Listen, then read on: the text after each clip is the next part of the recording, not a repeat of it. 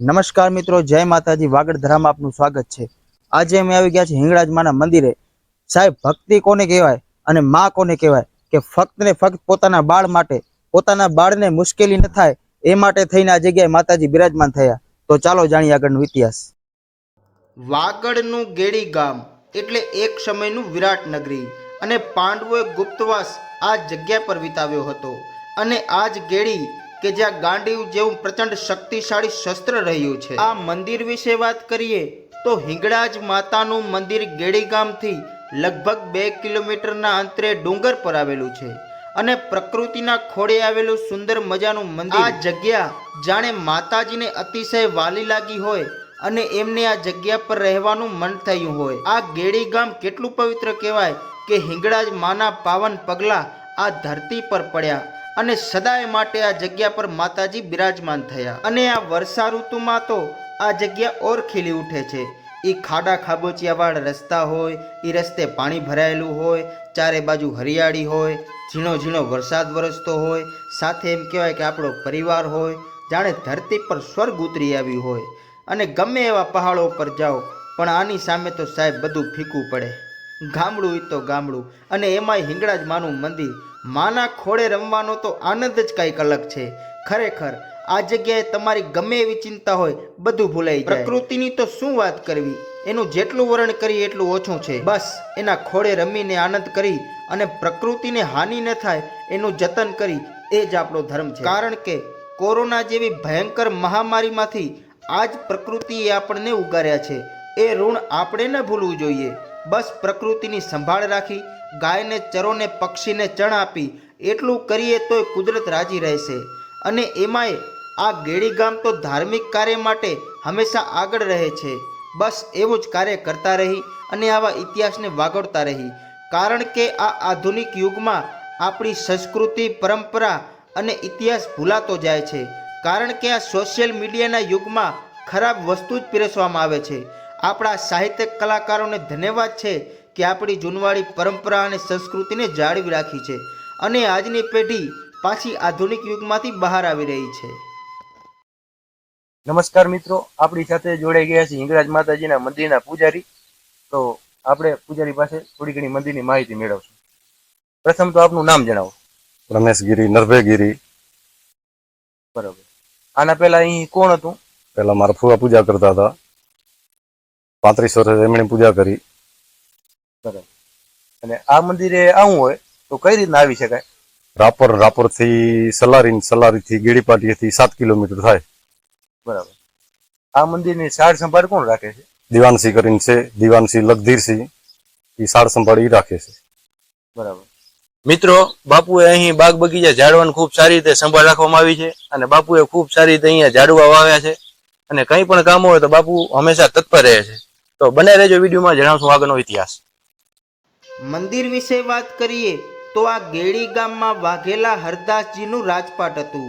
બાપુ દર વર્ષે બલુચિસ્તાન માં હિંગળાજના દર્શને પગપાળા જતા અને એમની સાથે જનારા ભક્તો દુઃખી ન થાય એ પણ બાપુ કાળજી રાખતા. ચાલીને હિંગળાજ માના દર્શન કરે, ફરી પાછા ગેડી આવે, એવી રીતે માના દર્શને જતા. અને એમની ભક્તિ કેવી કે ચાલીને દર્શને જવું એ પણ દર વર્ષે. અને હાલના સમયમાં કદાચ કોઈક આવા ભક્ત હશે. અને હિંગળાજ માતાજી આ જગ્યા પર કેવી રીતે બિરાજમાન થયા એ વિશે થોડુંક જાણીએ. વાઘેલા મૈપતસિંહ ઉદયસિંહ. આ હિંગળાજ માતાજીનું મંદિર 335 વર્ષ પુરાણું છે. ગેડીના રાણા વાઘેલા હરદાસજી જે હિંગળાજ માતાજીના પરમ ભક્ત હતા, તો હિંગળાજે પગપાળા દર્શને જતા. પછી પોતાની ઉંમર થતા માતાજીને વિનંતી કરી કે હું માતાજી હવે આવી ન શકું. પછી માતાજી એનો દાદાને પ્રસન્ન થયા અને માતાજી કે હું તારી સાથે ગેડી પધારું છું. તે દિવસે માતાજી ગેડી પધાર્યા 1545 સાલમાં. જે દિવસે માતાજી પાકિસ્તાને વિનંતી કરી આજે જે માતાજી હું નહીં આવી શકું, હવે માતાજી, તો માતાજીએ કીધું કે હું તારી સાથે આવશું પણ તું પાછું વળી જોજે નહીં. તો પછી કહેવાય છે કે આ ગામને ગેડીને ડુંગરે આવી અને દાદા પાછળ જોયું હશે કે માતાજી આવે છે કે નહીં. એટલે માતાજી કીધું કે હવે તમે પાછો જોયો એટલે હું અહીંયા રહીશ કે એટલે ગામથી 1 કિલોમીટર આ દૂર ડુંગરમાં તો માતાજી બિરાજમાન થયા.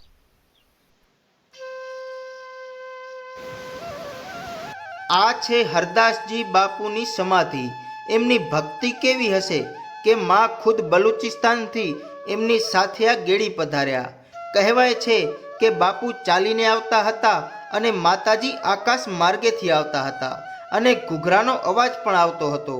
પણ કદાચ આ જગ્યા માને વાલી લાગી હશે એટલા માટે જ કદાચ આ જગ્યા પર બિરાજમાન થયા અને માતાજીએ પાછળ વળીને જોવાની મનાઈ કરી હતી.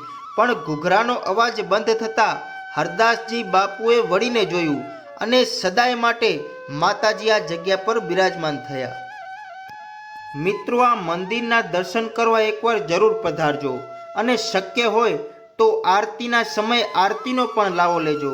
કારણ કે આરતીના સમયે ઘંટ વાગતા જ અહીં 4 થી 5 શ્વાન જોવા મળે છે અને એક શ્વાન તો દરરોજ જોવા મળે છે. કદાચ આરતીના સમયમાં મોડું થયું હોય તો પૂજારી પાસે જઈ અને જાણે એમ કહેતો હોય કે ચાલો આરતીનો સમય થયો છે.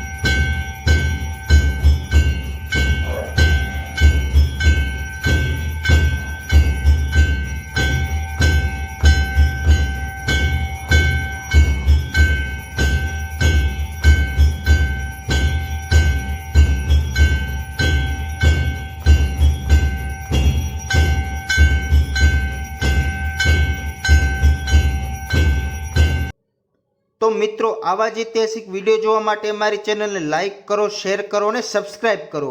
જય માતાજી.